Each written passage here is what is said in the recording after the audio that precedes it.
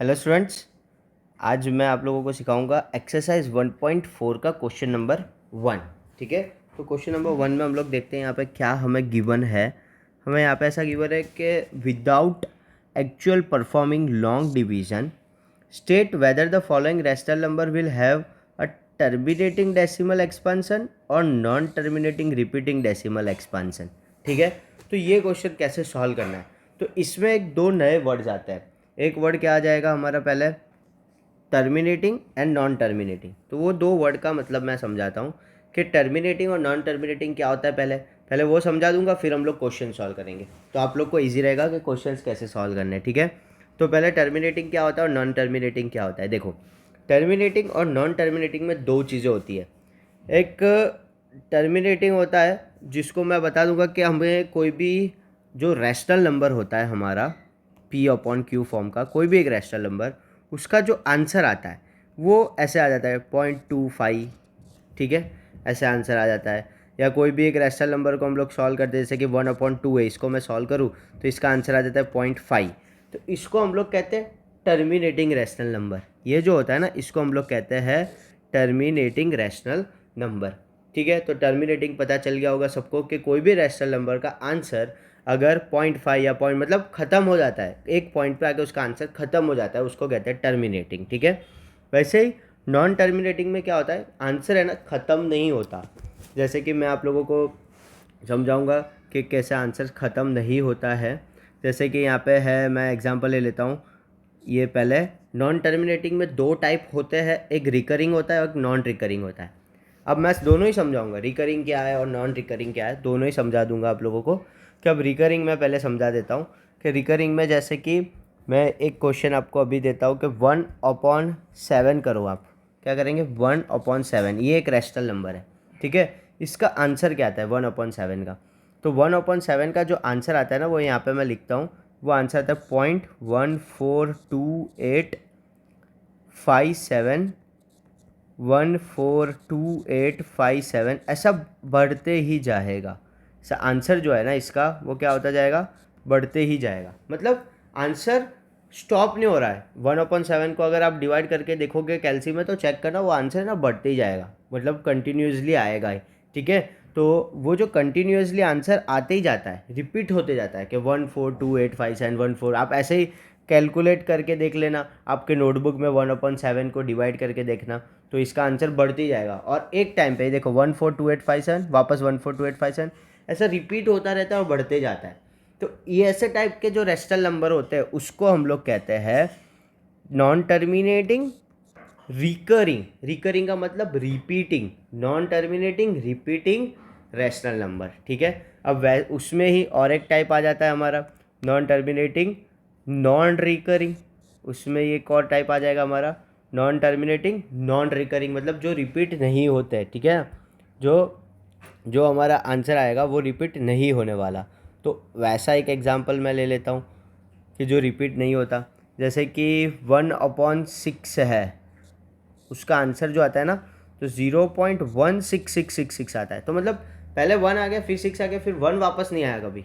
ठीक है, तो वो रिपीट नहीं होते रहते हैं। या फिर ऐसे कोई डेसिमल एक्सपांसन देख लो आप लोग, मैं और एक एग्जांपल दे सकता हूँ। कोई भी एक रैशनल नंबर होगा जिसका आंसर ऐसा आएगा 0.234568, ऐसे अलग अलग नंबर आएंगे और वो बढ़ते ही जाएंगे पर रिपीट नहीं होंगे। ठीक है ना, कहीं पे जाके यहाँ पे देखो 1414285 142,857 रिपीट हो रहे थे, यहाँ पे ये रिपीट नहीं होंगे, इस तरीके से चेंज होते जाएंगे। तो ये जो टाइप के होते हैं उसको हम लोग कहते हैं नॉन टर्मिनेटिंग नॉन रिकरिंग वाले। ठीक है, और ये जो होंगे इसको हम लोग कहेंगे, दो टाइप याद रख लेना है, एक नॉन टर्मिनेटिंग रिपीटिंग और non terminating non repeating. Non terminating non repeating अभी हम लोग के ये क्वेश्चन में नहीं आने वाला है, तो सिर्फ रिपीटिंग देखना है। अब हमें जो क्वेश्चन में आइडेंटिफाई क्या करना है, क्योंकि टर्मिनेटिंग वाले कौन से क्वेश्चन है और नॉन टर्मिनेटिंग वाले कौन से क्वेश्चन है। अब इसमें भी मैं और एक हेल्प आप लोगों को कर देता हूँ।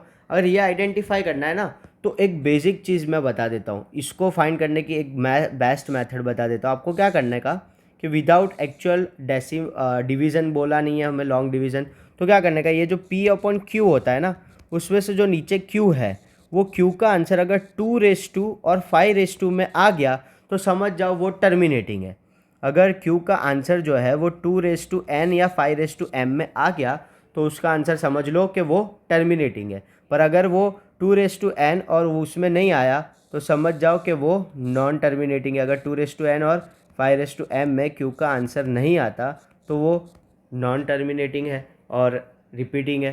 ठीक है, ये बेसिक क्वेश्चन हो गया, हमें समझ में आ जाएगा। अब देखो यही चीज़ मैं अभी आप लोगों को सॉल्व करके एक्सप्लेन करता हूँ आगे कि इसको मैं सॉल्व करता हूँ कैसे करने हैं ये क्वेश्चंस इसके। ठीक है, तो फर्स्ट क्वेश्चन से मैं सॉल्व करना स्टार्ट करता हूँ और आपको बताता हूँ। तो ये देखो यहाँ पे फर्स्ट क्वेश्चन मुझे क्या गिवन है, फर्स्ट क्वेश्चन गिवन है 13/1। ये देखो फर्स्ट क्वेश्चन 13/3125 को मैंने यहाँ पे सॉल्व करके दिखाया है कि ये P/Q फॉर्म में है। ठीक है, तो P तो हमारा 13 है, तो इसको मैंने जो सॉल्व किया इसका सॉल्यूशन, तब जो है तब मेरा आंसर क्या आ गया 13 अपॉन यहाँ पे 3125 का मैंने एलसीएम कर दिया तो कितनी बार 5 आ गए मेरे 5 टाइम्स 5, तो 5/5 मैं लिख सकता हूँ। तो अब मैंने क्वेश्चन में बोला था 2 या 5 में आंसर आना चाहिए, तो 5 में आ गया। तो अब पता चल गया कि क्वेश्चन का जो क्यू है वो क्यू 5 या 2 दोनों में आ सकता है या दोनों में से कोई एक भी आए तो समझ जाना कि उसका आंसर क्या हो जाएगा कि हम लोग को डायरेक्ट लिख देना है कि ये जो क्वेश्चन नंबर 1 है वो टर्मिनेटिंग है। ठीक है, डायरेक्ट ये लिख देना है। अगर वो 2 और 5 में ना आए तो लिख देना है नॉन टर्मिनेटिंग नॉन रिपीटिंग है, पर अगर 2 या 5 में से उसका आंसर आ जाए एलसीएम करने के बाद तो समझ जाओ कि वो टर्मिनेटिंग है। ठीक है, अब नेक्स्ट क्वेश्चन हम लोग देखते हैं, क्वेश्चन नंबर 2। क्वेश्चन नंबर 2 में क्या करना है, 2 में 17/8 दिया है, तो 17/8 को तो मैं लिख सकता हूँ 17/2/3। हाँ, तो इसको मैं लिख सकता हूँ, तो ये हो जाएगा मेरा टर्मिनेटिंग, क्योंकि नीचे 2 के फॉर्म में मेरा आंसर आ गया, इसलिए मैं इसको लिख सकता हूँ। तो ये सेकेंड सॉल्व हो गया। थर्ड में देख लेता हूँ कि 64/455 आता है। तो अगर मैं इसका एलसीएम करूँगा ना 455 का, तो मेरा आंसर जो है वो कुछ ऐसा आने वाला है। 64 तो एज इट इज़ रखूँगा, मुझे सिर्फ क्यू का करना होता है, तो इसका आंसर आता है 5 × 7 × 13। अगर आप लोग इसका एलसीएम करोगे तो ये आंसर आएगा। तो अब मुझे जो आंसर चाहिए था वो 5 और 2 में चाहिए था, पर यहाँ पे 7 और 13 आ गया, तो ये क्या हो जाएगा मेरा question number 3 non terminating repeating. दूसरा ऑप्शन हमें जो दिया हुआ है, दो ही क्वेश्चन हमें ऑप्शन दिए हुए हैं, एक टर्मिनेटिंग और दूसरा नॉन टर्मिनेटिंग रिपीटिंग लिख देना है, बस हो गया सॉल्व। ठीक है, मतलब नीचे का जो क्यू है, क्यू का आंसर 2 या 5 के रेशटू के पावर में आना चाहिए, उसके अलावा आए तो नॉन टर्मिनेटिंग नॉन रिपीटिंग करके लिख देना है। ओके, अब देखते हैं क्वेश्चन नंबर 4। क्वेश्चन नंबर 4 मुझे गिवन है, question number 4 is like 15/1600। 15/1600 given है, तो इसको अगर मैं सॉल्व करता हूँ तो इसका आंसर आता है 15 इसको एलसीएम करेंगे तो 2/6 × 5/2, इस तरीके से आंसर आ जाएगा। तो आ गया, चलो 2 और 5 के फॉर्म में, तो ये हो जाते हैं टर्मिनेटिंग। तो अब आप लोगों को समझ में आ गया होगा कैसे क्वेश्चन सॉल्व करने हैं। ठीक है, तो इसके बाद के जितने भी क्वेश्चन सारे गिवन है, तो सारे क्वेश्चंस आप लोग खुद से ट्राई करना है और सॉल्व करना है। ठीक है, ये यहाँ पे जितने दूसरे क्वेश्चंस दिए वो सारे ट्राई करके सॉल्व करने और मुझे बताना है कि ये जो सारे क्वेश्चंस में कौन से टर्मिनेटिंग है और नॉन टर्मिनेटिंग है। Okay, done.